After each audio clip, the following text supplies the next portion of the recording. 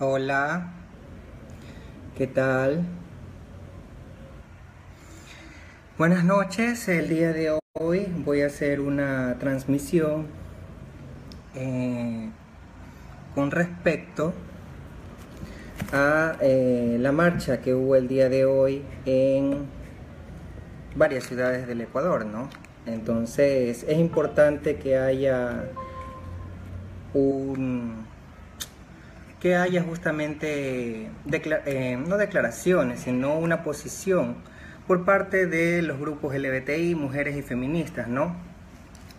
Entonces, el día de hoy vamos a hablar sobre la campaña Con mis hijos no te metas, la marcha que no marcha por las violaciones de sus curas, pastores, evangélicos, etcétera, ¿no? Ellos marchan por cualquier otra cosa menos por justamente estas violaciones que acabé de mencionar. En la transmisión anterior les había dicho que no es nada nuevo este tema de las marchas de este colectivo Con mis hijos no te metas. Se han justamente desarrollado en otros países, como por ejemplo en Perú, es donde han tenido éxito, y en Paraguay. En el resto de países no han tenido éxito, afortunadamente. La gente es muy inteligente, no se deja convencer tan fácilmente, ¿no? Diríamos nosotros. Pero en Ecuador parece que han convencido a cierta población, ¿no? Si nosotros sacamos un dato estadístico, eso representaría cerca del 1% del Ecuador. Y suena interesante, pero al fin y al cabo, si se trata justamente de ver quiénes más marchan y a partir de ello exigir derechos, entonces yo creo que no estaríamos viviendo en un país democrático, sino más bien estaríamos, yo qué sé, derogaríamos todo lo que tenga que ver con la democracia y simplemente nos dedicaríamos a hacer marchas, porque si fuera así, nosotros en el Día del Orgullo creo que reunimos a más de 150.000 personas, ¿no? Entonces resulta hasta chistoso, ¿no? El hecho de que, hubo mucha gente, entonces, entonces los LGBTI, las mujeres progresistas ya no se sienten cómodas, se sienten incómodas con todo lo que está ocurriendo. Nada que ver. Si se trata de eso, vuelvo a repetir, por lo menos para el Día del Orgullo LGBTI específicamente, quienes apoyan esta marcha, nosotros hemos tenido entre 100 y 150.000 personas. Entonces, así que olvídense de eso. Si se tratara de eso, y si realmente eso influyera, este tipo de marchas, y por ejemplo el orgullo LGBTI anualmente, nosotros creo que ya tuviéramos matrimonio homosexual y adopción aquí en Ecuador. Así que nada de qué preocuparnos. Sin embargo, es importante justamente analizar varias cosas de lo que hacen estos disques colectivos, ¿no? Quizás hay que considerar que mucha gente con poca información evidentemente ha ido a estos espacios. Y obviamente cuando alguien le dice acerca de tu familia, todo el mundo, claro, mi familia, siempre voy a estar pendiente de ella, ¿no? Y por eso es que les motiva asistir a estos lugares, ¿no? También hay que considerar que que hicieron una fuerte campaña en las iglesias, utilizando inclusive hasta imágenes de familias de comunidades LGBTI, lo cual inclusive ya hemos presentado una denuncia en la fiscalía por aquello, pero eso quizás es lo que hizo que las personas justamente fueran a esta marcha, no necesariamente porque estaban convencidos o cuál era la temática en realidad. O sea, fueron engañados, la gran mayoría, yo quizás diría cerca del 70% de los asistentes fueron engañados, ¿no? Entonces es triste, ¿no? Pero lo más triste de todo esto es que esta gente no marcha, por ejemplo, por cuestiones que han ocurrido dentro de nuestro país, ¿no? Y aquí tengo varios datos. El cura Pedro Vicente García, o sacerdote, no sé cómo será, un poco interesa en este momento, el 15 de mayo del 2013 fue acusado por una madre al haber violado a sus 3 hijas. Pero más allá de eso, tenía 2 casos más de 2 niñas adicionales y una mujer adulta, ¿no? Este sacerdote violador la seducía justamente a estas niñas y por lo regular hacía, por lo menos cuando se consumó el acto de la violación, fue justamente en el retiro de Daule, ¿sí? Él huyó por algún tiempo, creo que estuvo como 2 meses huido de la justicia, pero justamente en Quito, en el sur de Quito, fue apresado. De ahí no tenemos más información si es que fue condenado o no. Él justamente daba sus misas, no sé cómo le llamarán, en la iglesia Jesús de Obrero, en el barrio Garay, de aquí de Guayaquil, ¿no? De paso, este señor tenía antecedentes penales, escúchese bien, ¿no? O sea, era sacerdote y ya contaba con antecedentes penales, ¿sí? Por robo, peculado y tenencia de estupefacientes, ¿no? Esas son las joyas que tenemos aquí en la iglesia católica y, por supuesto, en la iglesia evangélica también vamos a hablar ya mismo, ¿no? Pero en todo caso, esta gente no marcha por eso, ¿no? ¿Qué pasa con estas 5 niñas violadas por este sacerdote, Pedro Vicente García, ¿no? Que sé que fue apresado, espero que haya sido condenado, ¿no? Y a una mujer adulta, ¿no? ¿Qué pasa? ¿Dónde están? ¿Dónde están sus rezos de estas personas, ¿no? Con respecto a las violaciones que ocurren por parte de sus sacerdotes, curas, arzobispos, etcétera, etcétera. No estoy hablando de otro país, estoy hablando de aquí de Ecuador, ¿sí? Eso ocurrió, repito, se hizo público el 15 de mayo del 2013. Y ahora nos vamos a Zamora Chinchipe. Se hizo pública una denuncia el 21 de mayo del 2016, parece que los mayos son meses de denuncia, en donde el sacerdote JT, no tengo los nombres completos, en Zamora Chinchipe había sido denunciado justamente por violar a una menor de edad, ¿no? Y en el allanamiento a su casa le encontraron 2 armas en su domicilio, ¿sí? Aparte de eso, sometía a sus víctimas, obviamente con estas armas.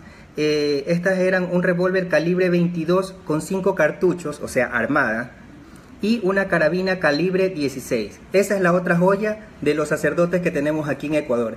Y la iglesia, mutis por el foro.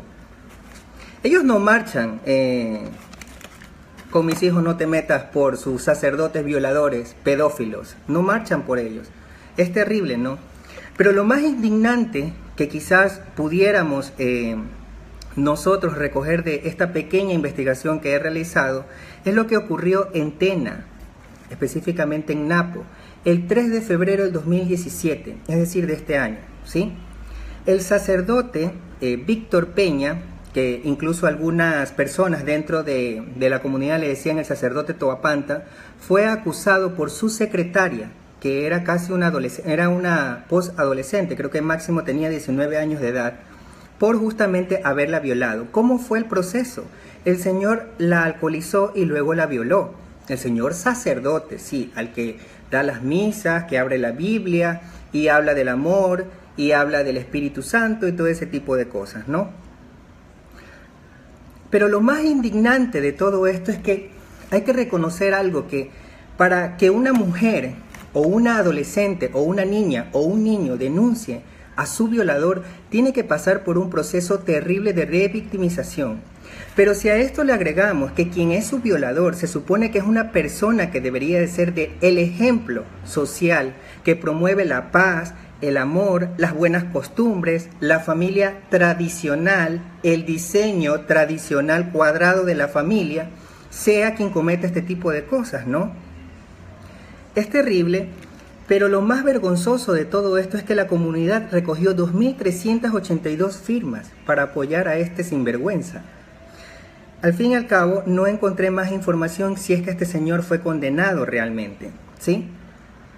Y lo que les decía, que no terminé de concluir con respecto para que una mujer pueda denunciar, o una niña o un niño pueda denunciar a una persona que la viola, encima que sea un representante de quien se supone que debería de ser el ejemplo, comete este tipo de atrocidades.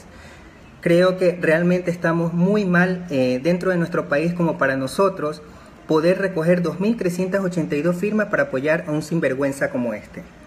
Y vuelvo a repetir, la marcha Con mis hijos no te metas, mutis por el foro, ¿no? No hacen un rezo, no hacen quizás una declaración de rechazo contra sus sacerdotes, contra sus curas, contra sus arzobispos, contra sus pastores violadores. O sea, no hay nada de eso, ¿sí? Por eso es que esta marcha es una marcha de promoción del odio, de promoción de discriminación, en donde no reconocen las familias de madres solteras, padres solteros, familias constituidas quizás por la desaparición de sus padres, por ejemplo, de sus abuelas con sus nietos, de sus tíos con sus sobrinos, y qué decir de nosotros, las familias diversas, ¿no? Las familias LGBTI específicamente. Esas no son familias, y esos no son ejemplos de familia tampoco, entonces no entramos dentro de ese diseño. Pero vuelvo a repetir, estos 3 casos que me tomé la molestia de investigar, por lo menos no sé cuál ha sido su fin, ¿no? Porque lamentablemente lo poco que encontramos nunca podríamos encontrar todo un proceso completo. Es más, invito a la ciudadanía a hacer un observatorio para estos sacerdotes y pastores, o a hacer un observatorio para las diferentes religiones que hay aquí en Ecuador y ver cuántas violaciones se cometen anualmente. Creo que por eso no hay muchas denuncias, ¿no? Porque la gente, lamentablemente, no siente este tipo de respaldo, ¿no? Cuando uno va a presentar una denuncia y es el pastorcito del lugar, claro, pues si en Napo ahora último hicieron una recolección de 2.382 firmas para apoyar al sacerdote violador. ¿Y qué pasaba con la adolescente, con la chica que había sido violada? Que de paso tuvo que tener una capacidad de empoderamiento, primero para denunciar, y segundo, para después pasar el tema de la revictimización. O sea, es terrible. Esta marcha doble moralista, promotora del odio, lamentablemente tiene un solo fin, y es justamente hacer retroceder en derechos humanos aquí en el Ecuador, con respecto, no solamente si hablamos del espectro general, pero específicamente en derechos humanos para las mujeres y los grupos LGBTI. No hay que darle vueltas al asunto. Ya se pronunció también la Defensoría del Pueblo, más allá de lo que ya se ha pronunciado el Ministerio de Educación, el muy ilustre municipio de Quito, el Consejo de Género por la Igualdad, en fin, ¿no? No sé, ojalá se pronuncien más instituciones públicas. Y finalmente, para no hacer tan larga esta transmisión, y ojalá estas personas hagan una nueva marcha en relación con Mis hijos no te metas, para que se los digan justamente a los sacerdotes que con nuestros hijos no se metan, porque también soy madre, no se metan con nuestros hijos, violadores, abusadores, sinvergüenzas, pervertidos. Esos sí son los sacerdotes y curas y arzobispos pervertidos, que la iglesia los oculta y los esconde debajo de la mesa. Que nadie se entere, ¿no? Entonces, es terrible que justamente no haya ni siquiera un pronunciamiento claro y adecuado por parte de, no sé, la arquidiócesis por lo menos del Ecuador, de Guayaquil, no sé cómo se llamará eso, pero en fin. Y una cosa importante que quería decirles, a mí me había sorprendido que el tema de los asesinatos con respecto a las poblaciones LGBTI haya disminuido durante este año. Yo decía, algo está pasando, quizás la gente ya no está denunciando. Han disminuido, ojalá que continúe así. Pero si a partir de la marcha del día de hoy, 14 de octubre, si no me equivoco, 14 de octubre, empiezan a subir el tema de asesinatos, como ya ha pasado en Perú, donde tuvo éxito este tipo de marchas, y donde hayan más violaciones a las mujeres, más violencia y exclusión a los grupos LGBTI de los espacios educativos y laborales, los únicos culpables van a ser estas personas promotoras de la campaña Con mis hijos no te metas. Hacemos públicamente responsables a esta marcha y a los gestores de esta marcha, en donde empiecen a aumentar los asesinatos con respecto a la población LGBTI, los femicidios, la exclusión laboral, la exclusión educativa con respecto a nuestras poblaciones. Van a ser los únicos culpables, porque repito, me sorprendía que no haya habido tantos asesinatos durante estos años.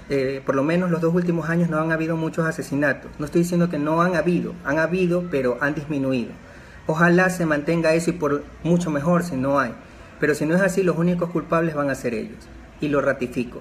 E invito a la ciudadanía a que armemos conjuntamente el observatorio de violaciones por parte de curas, sacerdotes y pastores, ¿no? Besos y abrazos, que tengan un excelente fin de semana.